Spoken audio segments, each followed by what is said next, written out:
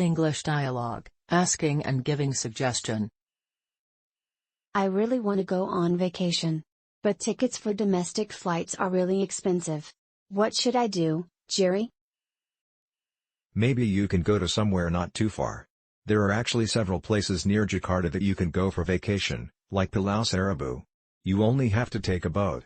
I bet it's not that expensive. Boats? No, I don't think so. I can't ride boats more than an hour. I would get seasick. How about somewhere out of town that is reachable by train or bus? You can go to Yogyakarta, Surabaya, or Malang.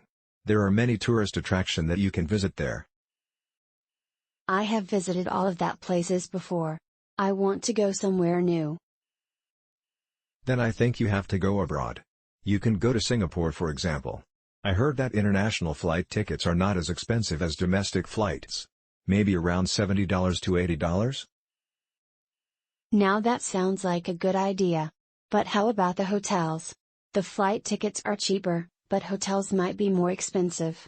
Do you have any recommendation for good but cheap hotels? I think there are many good and cheap hotels that you can find on Airbnb.